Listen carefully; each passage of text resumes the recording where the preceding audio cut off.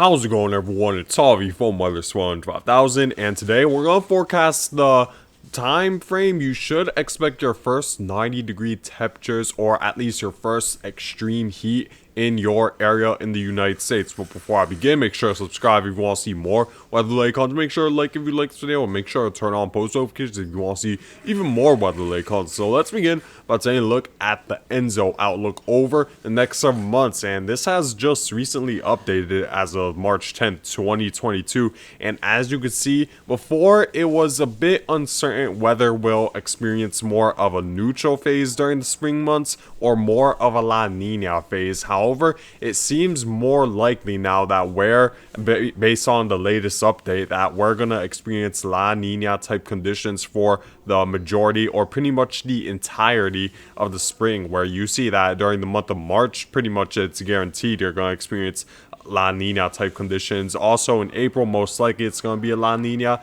The chance does lower as you head further and further closer to the summer, but you see that still during the month of June, the last month of the spring, you see that a La Nina is still most likely. So based on the fact that most likely we will experience La Nina type conditions, we need to take a look at what typically happens during a La Nina. So if I were to show you guys what typically happens during a La Nina, so taking a look at that, you see that we typically see a pronounced jet stream dip that brings cooler than average temperatures further northward and a little bit more warmer and drier than average conditions further southward. So in a La Nina, I'd say for a lot of the southern United States, it's primarily would be warmer than average, while the northern United States would be a little bit cooler than average. But that's not the only factor we need to take a look at when determining when you're going to experience your first 90-degree temperatures, because there are other factors that are very important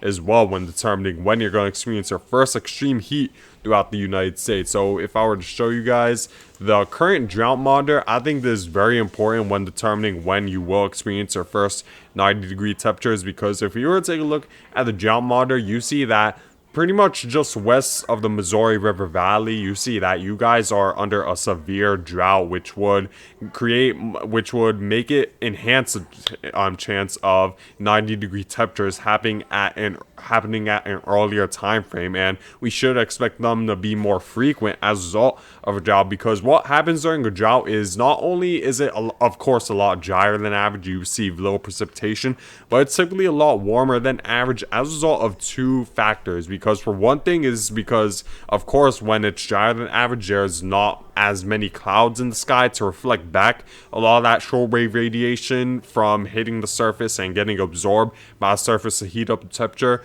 But also during a drought, there's also a lot less moisture in the soil and along the surface in general, and moisture is very key in moderating temperatures, of course, in your area, because what water does is that it absorbs, it wastes a lot of that shortwave radiation from the sun. A lot of that energy is wasted towards trying to phase change water from a liquid into a gas phase. When there isn't any moisture, all that shortwave radiation has nowhere to go but get absorbed by the surface, which would enhance the risk of 90-degree temperatures happening at an earlier time frame. So you see that I'd say anywhere west of Missouri, it should be more likely you will experience 90-degree temperatures a little earlier as a result of just much drier than average conditions you guys are experiencing. And you see that we even see some drier than average conditions along the East Coast, nowhere near I'd say the magnitude of, let's say, Texas and Oklahoma, but still we are seeing drier than average conditions along the East Coast, and compounded by the fact that sea surface temperatures off the Atlantic coast will be warmer than average. I'd say for a lot of the United States, 90-degree temperatures should happen a little bit earlier than you'd expect. And taking a look at the climatology data plot to see what typically happens during what temperatures you typically experience during a La Nina between the long-term average of 1991 and 2020, you see that it's typically a lot colder than average along the Rocky Mountains and further westward, and for most of the United States east of, I'd say, Colorado, you see temperatures are slightly below average, but not really but it could easily be offset by the fact of by another factor such as warmer than average sea surface temperatures or strong drought that's going on. So I would consider anywhere east of Colorado more towards average, while the areas west of Colorado there is a good indication that you experience below average temperatures just west of Colorado. But I do think that this drought that's going on along the west coast, as well as the computer models forecast, which I'm gonna show you right now, will offset the fact that La Nina typically brings colder than average conditions along the west coast. So I still do believe it will be warmer than average this spring, which would allow for 90-degree temperatures for the most part. Happening at an earlier time frame throughout the United States. And another factor we need to take a look at is the computer models, the climatology computer models. And you see that a CFS model over a 3-month average between April, May, and June is expecting warmer than average conditions. So of course this will enhance the chance of experiencing 90-degree temperatures a little bit earlier throughout the United States. The only area where you aren't necessarily experiencing warmer, aren't expected to receive warmer than average temperatures is right around the Pacific Northwest. And of course, this is as a result of a La Nina. We typically see a Pacific jet move through, which sort of brings a decent amount of troughs along the west, the north, on the Pacific Northwest, which cools down the temperature. However, you see that outside of that, majority of the United States experiences warmer than average conditions for the spring months, which would allow for a higher chance of 90-degree temperatures occurring. And taking a look at the sea surface temperatures anomaly, I think this is very important to take a look at, because of course sea surface temperatures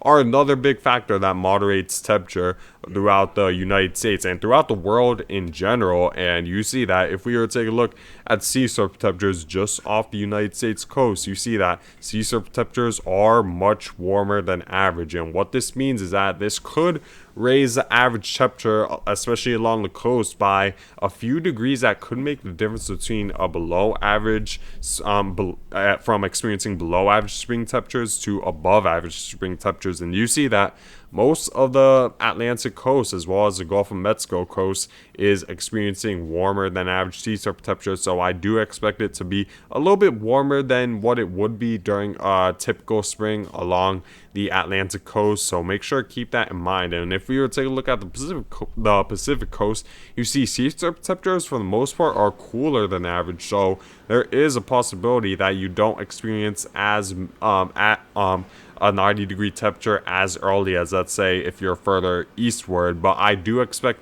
the Midwest to experience 90-degree temperatures at the earliest time frame for compared to the rest of the United States as a result of a very strong drought that's going on. Now, let me show you my forecast of when you should expect your first 90-degree temperatures. So if you're in southern Texas, you probably may have already experienced 90-degree temperatures already before April, where you see that southern Texas, I'm forecasting the 90-degree temperatures to happen before the month of April. And this includes the eastern portion of Southern California as well as the western portion of Arizona. I do expect 90-degree temperatures will happen before April.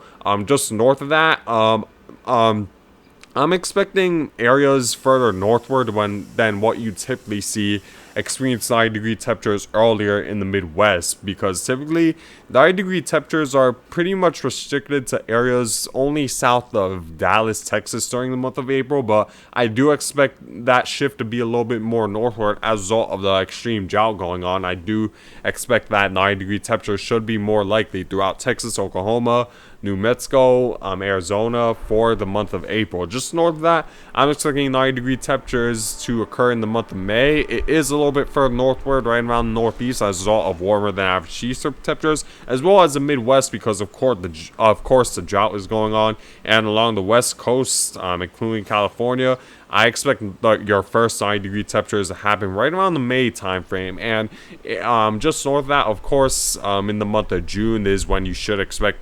over 90 degree, your first 90-degree temperature I did put May a little bit further southward, right around the Ohio River Valley, because we're gonna experience a strong La Nina, and that should bring more moist than average conditions and cooler than average conditions as a result of a pronounced jet stream dip to the area. So I do expect your first 90-degree temperatures to be a little bit later during the year, and then all the way to the extreme northern portions of the United States, your first 90-degree temperatures should occur in July, where it's very rare to experience many 90-degree days during if you're that far up north, because of course you're very close to the jet stream, and that will make it more difficult to experience 90-degree temperatures at an earlier time frame. So I expect the extreme northern portions of the United States to experience 90-degree temperatures the latest from the United States. But if you guys want an even more in-depth forecast for your location when you should experience your first extreme heat